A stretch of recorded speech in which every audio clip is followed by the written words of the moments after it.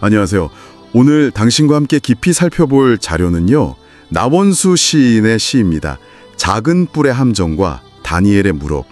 배경은 메대왕 다리오 시대고요. 왕의 총애를 받던 다니엘. 그 다니엘이 어떻게 보면 아주 교묘한 정치적 함정에 빠지게 되는지, 그리고 또 그 위기 앞에서 어떤 선택을 하는지, 그걸 그리고 있습니다.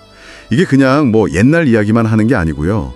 이 시를 통해서 그런 정치적 음모 속에서도 신념을 지키는 다니엘의 모습, 그리고 시인이 아주 강렬하게 대비시키는 상징들이 있잖아요. 네네. 그 작은 뿔하고 다니엘의 무릎. 맞아요. 작은 뿔로 대표되는 어떤 세상의 힘, 그리고 다니엘의 무릎, 그러니까 기도로 상징되는 영적인 힘, 이 둘 사이의 어떤 갈등, 대결, 이걸 좀 집중적으로 파헤쳐 보려고 해요. 당신이 이 시에서 발견할 가장 중요한 통찰, 그걸 함께 찾아가는 시간이 될 겁니다. 자, 한번 들어가 볼까요?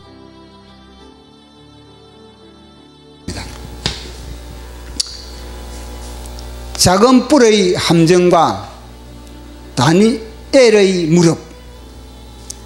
다니엘과 찰떡 메대왕 다리오왕. 그가 권자에 앉자 동서남북으로 청탁의 쓰나미가 몰려왔다. 서성, 동창, 선후배, 친척들, 그의 사무실은 문전성시였다. 그러나 아무도 다니엘을 추천하지 않았다. 그는 돈도 백도 없었지만 천하는 그의 무릎 위에 있었고 하늘은 그의 무릎에서 경영되었다. 기가 막히지 않습니까? 다니엘의 무릎은 분향단의 무릎입니다. 분향단의 권시에 뿌린 겁니다. 다리오 왕은 갈등했다. 다니엘을 수석 총리로 세울 것인가 말 것인가. 다리오 왕은 갈등했다. 다니엘을 수석 총리로 세울 것인가 말 것인가. 결국 그를 3명 중 하나로 임명했다. 사실 수석 총리로 세우고 싶었지만은 여론 때문에, 많은 정계 개파들 때문에 겨우 3명 중에 1명으로 세울 수밖에 없었던 이 다리오 왕의 이 갈등을 우리는 만져지는 겁니다. 그가 발표하자 여론은 폭풍처럼 일어났다. 그 포로민이 뭔데? 응답하라 다리오 왕. 메대 바사가 유대인보다 못하단 말인가? 응답하라 다리오 왕. 이게 안 되겠어 이게. 아무도 몰랐다. 그 자리에 다니엘을 앉힌 손이 보이지 않는 그분의 손임을. 아무도 몰랐다. 그 자리에 다니엘을 앉힌 손이 보이지 않는 그분의 프로젝트임을. 날이 갈수록 다니엘은 빛이었다. 날이 갈수록 다니엘은 산소였다.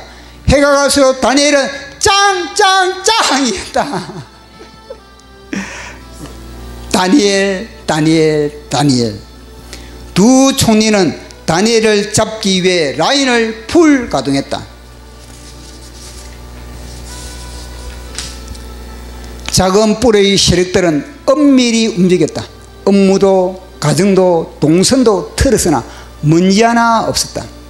그러니까 이 보십시오. 성경에 다니엘을 갖다가 흠이 없다, 티가 없다. 이건 예수님의 옆인 겁니다. 예수님의 이 아무리 다니엘이 털어도 흠이 없고, 그리고 또 조사거리가 없다. 이거는요, 우리 예수님을 예표해 가지고 지금 다니엘 6장 이야기를 하고 있거든요. 결국 호랑이 코트를 건드린다. 감히 호랑이, 이거는요, 예배를 건드리고 기도를 건드리고, 이거는 호랑이 코트를 만지는 것과 똑같은 겁니다. 하나님을, 이거는 완전히 대적하는 것과 똑같은 거거든요. 교회를 함부로 교회를 압수수색한다. 이거는 하나님을 정면 도전하는 겁니다. 그 코트를 건드리는 거거든요. 아니, 타락한 교회는 매벌 입지 않거나 사랑제일교회 같은 그런 경우. 그런데 압수수색을 들어간다. 그러면 하나님 가만 안 두는 겁니다. 결국 호랑이 코트를 건드렸다. 이제부터 30일 동안 왕 외에 어떤 신에게나 사람에게 무엇을 구하면 사자굴이다. 이제부터 30일 동안 왕 외에 어떤 신에게나 사람에게 무엇을 구하면 사자굴이다. 다니엘은 알고 있었다. 그 법령은 자신을 겨냥하고 있다는 것을. 다니엘은 알고 있었다. 그 법령은 전 유대인을 겨냥한 작은 뿔의 괴술이라는 것을. 다니엘은 알았다. 그 법령이 자신을 겨냥한 것임을, 전 유대인을 향한 작은 뿔의 괴술임을, 하늘의 사다리를 끊고 천사의 통로를 막으려는 업무 임할. 이 만약에 다니엘이 30일 동안에 기도 안 했다면요, 그들 앞에 무릎을 꿇는 것과 똑같은 겁니다. 마침내 전국에 그 법령은 공포되었고 공중에는 드론이 눈알을 굴리며 휘젓고 땅에는 굶주린 사자들의 지축을 흔들었다. 유대인을 말살하는 작은 뿔의 술책, 하늘 사자를 철거하려는 작은 뿔의 반란, 천사의 통로를 막으려는 작은 뿔의 도전. 다니엘은 법령에 도장을 찍기 전에 허기진 사자들의 광기를 미리 잠재울 수 있었다. 왕이여, 이것은 올무입니다. 왕이여, 이것은 함정입니다. 다니엘은 법령에 의인이 찍히기 전에 날카로운 사자들의 이빨을 미리 봉합할 수 있었다. 왕이여, 이것은 올무입니다. 왕이여, 이것은 함정입니다. 그러나 예전처럼 하루 10번 무릎을 꿇었다. 내 뜻대로 하지 마시고 아버지 뜻대로, 내 뜻대로 아버지 뜻대로. 그의 무릎은 하늘의 문이었다. 그의 무릎은 분향단의 뿔이었다. 그의 무릎은 여호와의 뿔이었다. 다니엘. 아니, 제가 이 시를 읽으면서 다니엘이 하늘에서 얼마나 좋아할까. 아니, 다니엘을 알아주는 사람이 있으니 얼마나 다니엘이 기뻐하겠습니까? 예수님도 피할 길이 있었다. 천군 서사를 부를 수 있었다.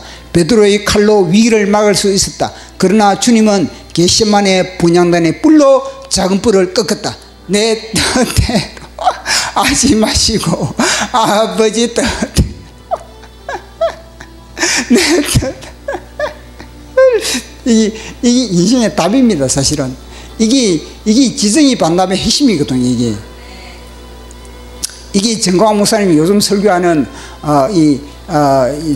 헬라 생명의 통로, 헬라식사하고 또 히브리식사하고 성령의 통로. 이 성령의 통로가 내 뜻대로 하지 마시고 아버지 뜻대로.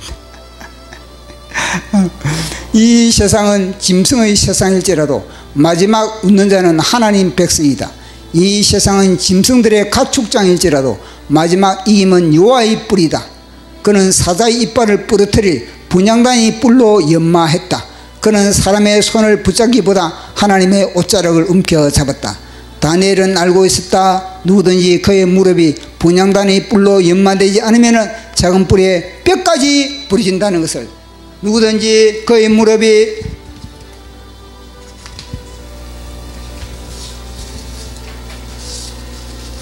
분향단의 뿔로 연마되지 않으면 작은 뿔이 선악과를 흔들면 단번에 넘어짐을. 누구든지 그의 무릎이 분향단의 뿔로 연마되지 않으면 작은 뿔이 내미는 언30에 배신한다는 것을. 보라, 다리오 왕, 작은 뿔의 미혹에 뽕이 들어갔다. 보라, 다리오 왕, 작은 뿔의 미끼에 덥석 물어버렸다. 보라, 다리오 왕, 선악과를 먹고 사방팔방 사망의 냄새를 풍겼다. 보시오, 다리오 왕도 이렇다는 거예요. 다리오 왕도 제국을 통치하는 다리오 왕도 이렇게 넘어진다. 작은 뿔에. 작은 뿔은 어제나 오늘이나 불구덩이에 들어가는 그 순간까지 사망 선고를 내린 선악과를 먹음직하고 보암직하고 지혜롭게 탐스럽게 포장해서 공짜로 살포하고 있다. 사망 선고를 내린 선악과를 먹음직하고 보암직하고 지혜롭게 탐스럽게 포장해서 공짜로 살포하고 있다. 공짜 좋아하거든요, 사람들은.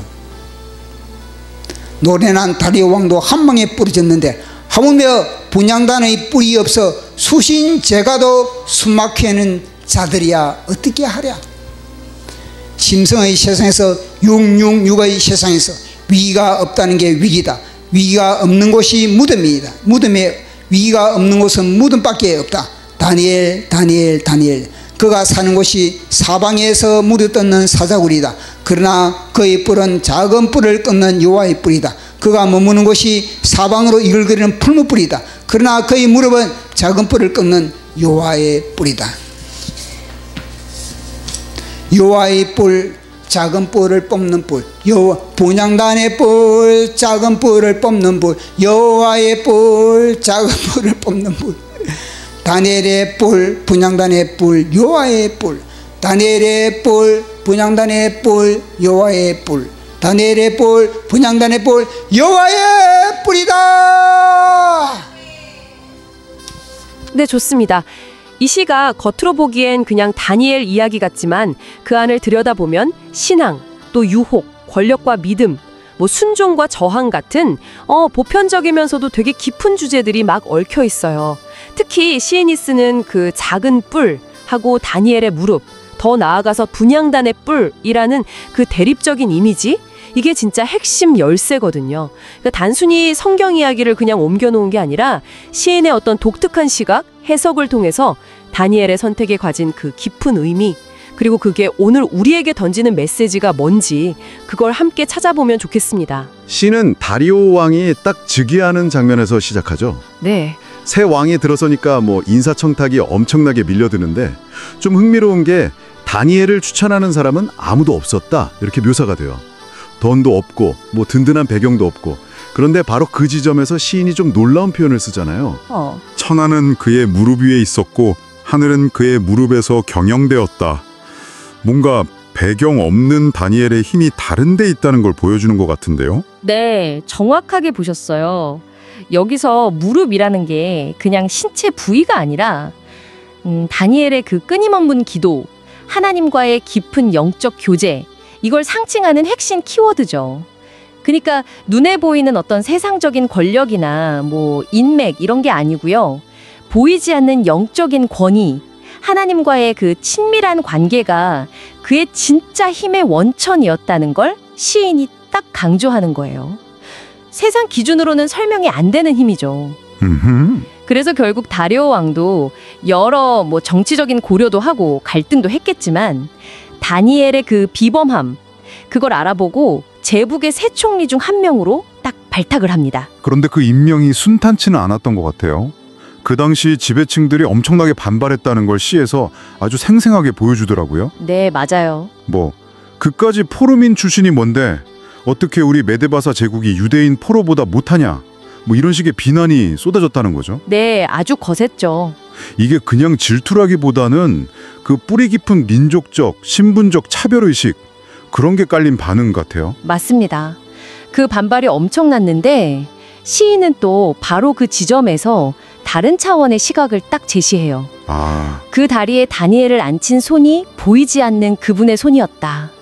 그리고 이 모든 과정이 그분의 거대한 프로젝트였다. 근데 이걸 당시에는 아무도 몰랐다고 말하죠. 아하, 그러니까 다니엘의 성공이 그냥 뭐 개인 능력이나 운이 아니라 그렇죠. 인간의 이해를 넘어서는 더 큰 계획, 하나님의 섭리 안에서 이루어진 거다, 뭐 이런 해석이군요. 어쩌면 그 계획의 일부였을 수 있다는 거죠. 시간이 흐르면서 다니엘의 존재감은 점점 터져가고요. 네. 그 뛰어난 능력이나 뭐랄까 흔들림 없는 성품 같은 게 시기하는 사람들조차도 인정할 수밖에 없었던 모양이에요.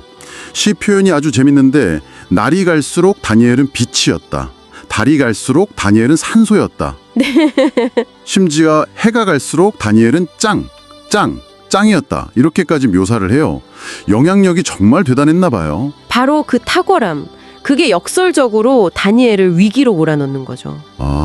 빛이 너무 밝으니까 어둠 속에서 음모를 꾸미던 다른 두 총리, 그리고 그를 따르는 세력들, 시인이 작은 뿔의 세력들이라고 부르는 이들이죠. 이 사람들이 다니엘을 제거하기로 딱 결심을 합니다. 그래서 다니엘의 약점을 찾으려고 아주 혈안이 돼요.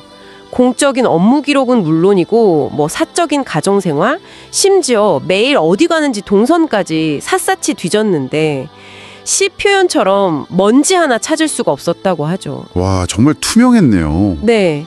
얼마나 삶이 흠결 없었는지 보여주는 대목입니다. 그러니까 이거 뭐 도덕적으로나 일하는 거나 흠잡을 데가 없으니까 결국에는 다니엘의 가장 깊은 곳, 그의 정체성의 핵심인 그 신앙을 공격하는 좀 비열한 방법을 택한 거군요. 그렇죠. 그래서 나온 게 그 법령, 앞으로 30일 동안 왕 외에 다른 어떤 신이나 사람에게 기도하거나 뭘 구하면 사자굴에 던져넣는다. 이 조서였던 거죠. 네, 맞습니다. 이게 겉으로는 뭐 왕의 권위를 높이는 것 같지만 사실은 딱 다니엘 한 사람만 노리고 만든 아주 정교하게 설계된 함정이었어요. 그렇죠. 신앙을 빌미로 합법적으로 제거하려는. 네, 그런 술수였죠. 시인은 이 법령이 공포된 상황을 호랑이 코털을 건드렸다. 아주 강렬하고 직설적인 표현으로 묘사해요. 오, 진짜 강렬하네요. 네. 이게 단순히 정치적인 위협을 넘어서서 이제 영적인 전쟁이 시작됐다. 뭐 이런 신호탄 같은 느낌이죠. 시에 보면 다니엘은 이 법령의 의도를 정확히 알고 있었다고 나오잖아요. 네네. 이게 그냥 단순히 자기를 해치려는 걸 넘어서 전 유대민족을 겨냥한 작은 뿔의 괴율이다. 그리고 더 나아가서는 하늘과 땅을 잇는 사다리를 끊고 천사들이 오르내리는 통로를 막으려는, 그러니까 하나님과의 관계 자체를 끊으려는 음모다. 이걸 다 꿰뚫어 봤다는 거죠. 맞아요. 작은 뿔의 공격이 개인 차원을 넘어서서 공동체랑 신앙의 뿌리까지 흔들려는 시도라는 걸 분명히 안 거죠. 여기서 그 작은 뿔의 상징성이 더 명확해지는 거예요. 그냥 다니엘을 시기하는 정적들, 뭐 정치 세력 이걸 넘어서서요. 하나님을 대적하고 그의 백성을 파괴하려는 어떤 악한 영적인 힘, 그 실체를 상징한다고 볼 수 있죠. 그리고 하늘의 사다리, 천사의 통로, 이건 뭐 욥기나 창세기에도 나오는 이미지인데 땅과 하늘, 인간과 하나님 사이의 소통, 그 교제를 가능하게 하는 통로, 바로 다니엘의 기도를 의미하는 거죠. 그렇군요. 그러니까 이 법령은 바로 그 신성한 연결고리, 영적인 생명줄을 그냥 끊어버리려고 한 시도였던 셈입니다. 그런데 바로 이 지점에서 시인의 해석이 정말 파격적이면서도 흥미로워요. 네, 어떤 점이요? 다니엘이 이 법령이 딱 공포되기 전에 다리오 왕한테 직접 가서 이걸 막을 수도 있었다는 가능성을 제시해요. 아, 정말요? 네. 왕이시여, 이거 함정입니다. 저를 해치려는 간신들의 올무예요. 이렇게 왕한테 직접 말해서 정치적으로 위기를 풀 수도 있었다는 거죠. 오, 충분히 그럴 수 있었겠는데요? 왜 그렇게 안 했을까요? 그러니까요. 충분히 설득력 있는 시나리오인데 다니엘은 그 길을 안 갔다는 거예요. 왜 그랬을까? 이게 궁금해지는 거죠. 그게 이 시의 핵심 질문 중 하나고 또 시인이 주목하는 지점이에요. 다니엘은 분명히 정치적인 해결책이나 인간적인 방법을 쓸 힘도 명분도 있었거든요. 네. 근데 그 길을 선택하지 않아요. 계신 시는 그가 어떻게 했는지를 이렇게 묘사하죠. 예루살렘으로 향한 창문을 열고 전에 하던 대로 하루 3번씩 무릎을 꿇고 그의 하나님께 감사하며 기도하였더라. 아, 전에 하던 대로. 네, 이 전에 하던 대로가 중요해요. 위기 앞에서 뭐 타협하거나 숨는 게 아니라 평소랑 똑같이 자기 신앙을 지켰다는 의미죠. 그리고 그의 기도 내용도 좀 주목해봐야 할 것 같아요.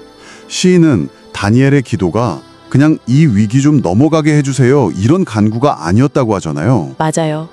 내 뜻대로 맛이 없고 아버지의 뜻대로 하옵소서, 이 기도였다는 거죠. 겟세마네 동산에서의 예수님 기도하고 같은 맥락이었다고 해석을 해요. 그렇죠. 이건 그냥 뭐 상황을 받아들이는 체념하고는 완전 다른 차원의 선택인데요. 네, 맞습니다. 이건 소극적인 순응이 아니에요. 아주 적극적인 순종이죠. 자기 지혜나 힘으로 어떻게든 상황을 통제하려고 하는 게 아니라 하나님의 더 크고 완전하신 뜻에 자기 자신을 그냥 온전히 맡기는 결단인 거예요.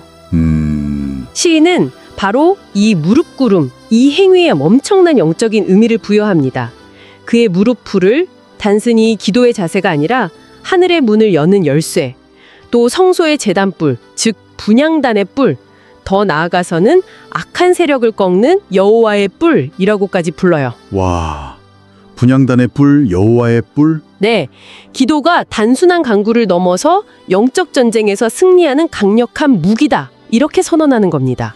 시가 다니엘의 이 선택을 예수님의 겟세마네 기도하고 직접 연결시키는 부분은 정말 강렬한 인상을 주는데요. 네, 그쵸. 예수님도 십자가 고난 앞에서 12영 더 되는 천군 천사를 부를 수도 있었고 베드로가 휘두른 칼의 힘으로 위기를 막을 수도 있었지만, 그러니까 세상적인 힘과 권능을 충분히 사용할 수 있었음에도 불구하고 네. 겟세마네 동산의 분향단의 뿔, 즉 아버지의 뜻대로 하옵소서라는 그 기도로서 작은 뿔의 세력을 꺾으셨다, 이렇게 시인이 해석하는 거잖아요. 바로 그 지점입니다. 다니엘의 선택이 바로 이런 영적 승리의 예표였다는 거네요. 네, 이 연결을 통해서 시인은 다니엘의 행동이 결코 뭐 나약함이나 패배가 아니었다는 걸 보여주는 거예요. 오히려 영적인 싸움에서 가장 효과적이고 궁극적인 승리 전략이었다는 거죠. 눈앞의 위협, 그 작은 뿔의 공격에 똑같은 세상의 힘으로 맞서는 대신에 오히려 하나님의 뜻에 자신을 철저히 복종시키는 그 기도, 분향단의 뿔을 통해서 더 근원적이고 본질적인 승리를 이루었다. 이런 해석인 거죠. 세상의 논리와는 정말 다른 역설적인 승리의 방식이네요. 그렇죠. 그래서 시인이 아주 확신에 차서 선언할 수 있는 거예요. 비록 이 세상이 힘센 짐승들이 지배하는 것처럼 보일지라도 마지막에 진짜 웃는 자는 하나님의 백성이다. 그리고 최후의 승리는 여호와의 뿔, 즉 하나님의 능력과 주권에 속해 있다고요. 다니엘의 이런 근원적인 선택을 시인은 또 사람의 손을 붙잡기보다 하나님의 옷자락을 움켜잡았다. 이렇게 아주 시적으로 표현했어요. 네, 아름다운 구절이죠. 위기의 순간에 그가 의지한 게 눈에 보이는 힘이 아니라 보이지 않는 하나님이었다는 걸 명확하게 보여주죠.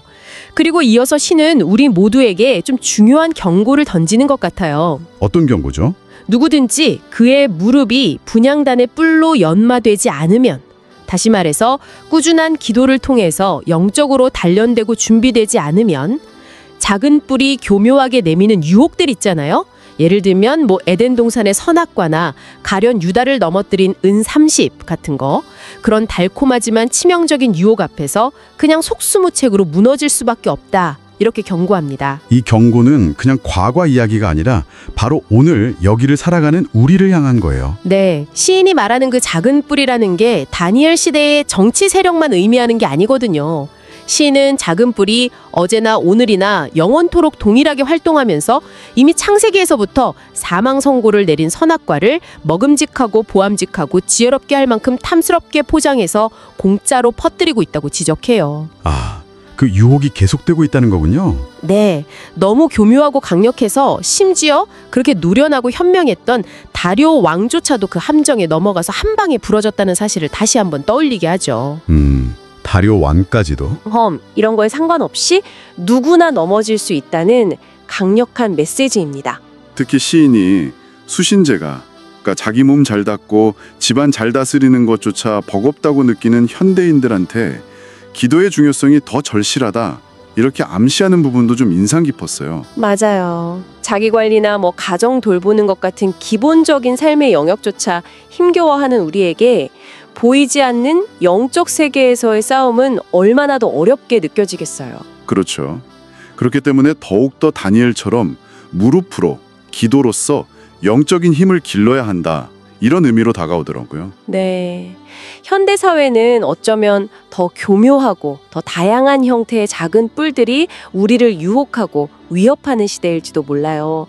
물질주의, 성공주의, 쾌락주의, 아니면 아주 교묘한 이념이나 사상들이 우리의 신앙이나 가치관을 막 흔들려고 하잖아요. 네. 시인은 이런 상황 속에서 다니엘이 처했던 현실이 결코 과거의 어떤 특수한 상황이 아니라 우리가 매일 마주하는 현실과 크게 다르지 않다, 이렇게 말하는 것 같아요. 시의 표현처럼 우리 삶 역시 사방에서 물어뜯으려는 사자굴, 곡, 또 사방으로 이글거리는 풀무불 같은 그런 위기와 시험의 연속일 수 있다는 거죠. 하지만 그런 좀 절망적인 상황 인식 속에서도 시는 결코 좌절로 끝나지 않아요. 그렇죠. 오히려 더 강한 확신으로 선포하죠. 그럼에도 불구하고 그의 무릎, 뿔은 그 모든 위협과 유혹을 꺾는 여호와의 뿔이다. 네. 다니엘의 기도가 가진 그 궁극적인 힘, 모든 악한 세력을 제압하는 하나님의 능력이 그 안에 있다는 걸 거듭 강조하는 거죠. 시의 마지막은 이 메시지를 아주 강렬하게 각인시키면서 마무리가 되는데요. 그 반복되는 구절이죠. 네, 다니엘의 뿔, 분향단의 뿔, 여호와의 뿔, 작은 뿔을 뽑는 뿔, 이 외침이 마치 구호처럼 아니면 기도처럼 여러 번 반복돼요. 네. 이게 그냥 시적인 표현을 넘어서서 우리 독자들에게 도전을 던지는 외침 같아요. 다니엘의 기도, 즉 하나님께 온전히 의지하고 그의 뜻을 구하면서 순종하는 그 행위, 그게 바로 세상의 모든 악한 세력, 작은 뿔을 궁극적으로 이기는 가장 강력한 영적인 무기라는 것을 다시 한번 우리 마음에 깊이 새기는 역할을 합니다. 기도의 힘에 대한 아주 장엄한 찬가라고 할 수 있겠죠. 네. 오늘 저희는 나원수 시인의 작은 뿔의 함정과 다니엘의 무릎, 이걸 통해서 극심한 위협과 교묘한 유혹 속에서도 흔들리지 않고 오직 기도로서 자신의 길을 걸어갔던 다니엘, 그의 심오한 선택을 함께 봤습니다. 세상의 함정, 시인이 말하는 그 작은 뿔에 맞서는 진짜 힘이라는 게 어떤 외부적인 조건이나 권력이 아니라 네. 내면의 굳건한 신념, 또 하나님과의 깊은 관계, 즉 무릎으로 상징되는 기도, 그리고 분향단의 뿔로 대표되는 그 영적 권위에서 나온다는 메시지.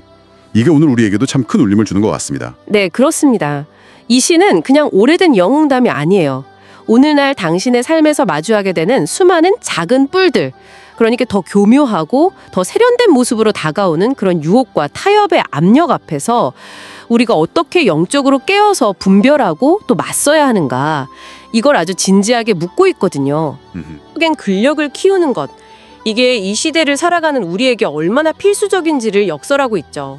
시인이 또 위기가 없다는 게 진짜 위기다 이런 통찰을 남기기도 했잖아요. 아, 맞아요. 어쩌면 모든 게 다 평온하고 아무 문제 없어 보이는 그 순간이야말로 영적으로는 가장 안일해지고 무뎌지기 쉬운 때가 아닐까, 그런 생각도 해보게 됩니다. 지금 당신의 삶에서 작은 뿔은 어떤 모습으로 다가오고 있나요? 혹시 그것을 인식조차 못하고 있는 건 아닐까요? 그리고 당신의 무릎, 즉 영적인 힘은 그것을 분별하고 또 이겨낼 만큼 충분히 단련되어 있다고 자신할 수 있으신가요? 이 시가 우리 각자에게 던지는 마지막 질문은 아마 이걸 겁니다. 당신이 인생의 어떤 결정적인 순간에 혹은 매일매일의 사소한 선택 속에서 진정으로 의지하고 붙드는 뿔은 과연 무엇입니까? 그것이 세상이 주는 힘인가요? 안정? 인정? 아니면 눈에는 보이지 않지만 영원하고 모든 것을 이기는 하나님의 능력, 바로 여호와의 뿔입니까? 이 질문을 오늘 당신의 마음 깊은 곳에 한번 품고 돌아가시면 어떨까 싶습니다.